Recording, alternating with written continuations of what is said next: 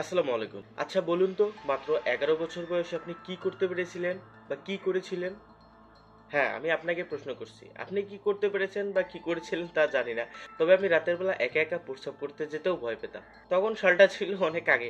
কিন্তু এখন মানে এই নিউ জেনারেশনে এসে ২০২৫ সালে এসে আমাদের দেখতে হয় একজন ১১ বছর বয়সী মেয়ে কি করতে পারে?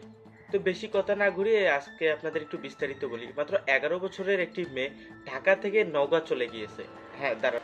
ওয়েট। মানে ঢাকা থেকে নওগাঁ সে মামার বাড়ি, নানার বাড়ি, খালুর বাড়ি কোথাও ঘুরতে যায়নি। তার বয়ফ্রেন্ডকে নিয়ে নওগাঁ পালিয়ে গিয়েছে। তাহলে আপনি ভাবুন, আপনি আমি সেই ১১ বছর বয়সে কি বা করতে পেরেছিলাম? তো মেইন কথায় আসি, ১১ বছরের একটি মেয়ে শুভা, আপনি হয়তোবা অলরেডি জেনে গিয়েছেন যে আমি কি বিষয়ে কথা বলতে চাচ্ছি। তো মেইন কথায় আসি। তো ১১ বছরের একটি মেয়ে কিছুদিন আগে আমরা অনলাইনে দেখতে পাচ্ছি যে সে নাকি হারিয়ে গিয়েছে। তো এই নিয়ে পোস্ট করা মানে অনেক কিছু হয়ে গেছে অনলাইনে। মানে পুরো বাংলাদেশটা মানে এই ১১ বছরের মেয়েকে নিয়ে যে কি একটা অবস্থায় পড়ে গেছিল যে বাংলাদেশ থেকে ১১ বছরের একটি মেয়ে নিখোঁজ এই সেই। মানে সবাই সচেতনমূলক পোস্ট এই সেই করে মানে ভাসিয়ে দিয়েছে। মানে সবাই রীতিমতো অবাক হয়ে গেছিল যে ১১ বছরের একটি মেয়ে বাংলাদেশে নিরাপদ না। এই বাংলাদেশে কি হতে যাচ্ছে? নতুন বাংলাদেশে এরকম এরকম পরিস্থিতি কেন হলো? মানে এই নিয়ে সবাই অনেক রকমের অনেক কথা বলছে, কিন্তু ফাইনালি একটা টুইস্ট আসলো এই বিষয়টা নিয়ে।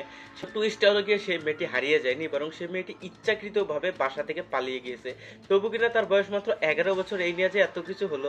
মূলত সে হারিয়ে যায়নি, সে আসলে পালিয়ে গিয়েছিল। সে একজন টিকটকার এবং টিকটক থেকে একটি ছেলের সাথে পরিচয়।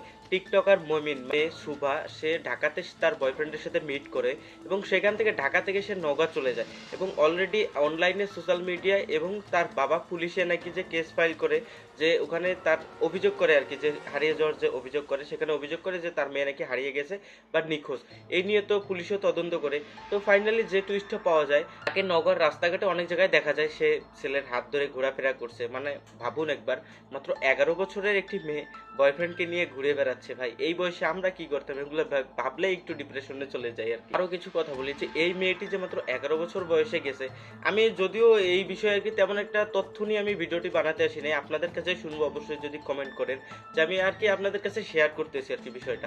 তো এই মেয়েটির নাকি বাসায় মা অসুস্থ, হয়তো বা এরকম কিছু হবে, কিন্তু তারপরেও সে যে চলে গেল, তাকে যখন উদ্ধার করার পর মানুষ প্রশ্ন করে যে তুমি কেন চলে গেছিলে, সে উত্তরে কি দেয় জানেন? সে উত্তরে বলে তার নাকি ভালো লাগে না, সেজন্য সে চলে গেছে। ভাবুন, একটা ১১ বছরের মেয়ে তার নাকি ভালো লাগে না, এর জন্য বাসা ছেড়ে পালিয়ে গেছে, তাও তো বয়ফ্রেন্ডের সাথে ঢাকা থেকে নওগাঁ, যা কিনা মিনিমাম ২৫০ থেকে ৩০০ কিলোমিটার তো হবে দূরত্ব। আর এই ১১ বছর বয়সে ঘর থেকে মানে বাইরে যাবো কিনা এটার পারমিশন নিতে হয়েছে আমাদের। তাহলে বুঝুন দেশটা সরি, এই জেনারেশনের যে ছেলেপেলেগুলো আসতেছে, তারা কতটা অ্যাডভান্স আর কতটা তাদের মাথায় বুদ্ধি আছে একটু বুঝুন। মেয়েটিকে যখন পুলিশ উদ্ধার করে তখন সে হাসতে হাসতে মানে যে তার ফ্যামিলিতে কি বলবে না বলে হেসে হেসে রিপ্লাই দিচ্ছ। তার মধ্যে মানে কোনো রকম নার্ভাস ফিল হচ্ছিল না যে সে কি করবে না করবে, আতঙ্কিত হওয়ার বিষয়টাই তার মধ্যে নাই। তো অতএব আমরা এই বিষয়টা থেকে বুঝতেই পারি যে বর্তমানে যে জেনারেশনটা তৈরি হচ্ছে আর কি, আমি সবাইকে উদ্দেশ্য করে বলতেছি না, তো বর্তমানে আমাদের যে একটা প্রজন্ম আছে, প্রজন্মটা অধিকাংশটাই এরকমের দিকে যাচ্ছে যা কিনা আমরা বুঝতে পারতেছি। তো মূলত এই কথাটা বলি, মেয়েটি টিকটক করতো এবং ওই ছেলেটিও টিকটক করতো। এই টিকটকের মাধ্যমেই দুজনের পরিচয়। এই টিকটকের মাধ্যমে তাদের কথোপকথন, এভাবেই তাদের রিলেশনে যাওয়া, তারপরে তারা এরকম আর কি একটা কাজের সিদ্ধান্ত নেয়। আমি একটা কথা বলি, টু বি অনেস্ট, মানে তারা যদি অনলাইনে না আসতো বা তারা যদি খুব বেশি মোবাইল বা অনলাইনে সময় না কাটাতো, তারা এরকম একটা সাহস পেত না।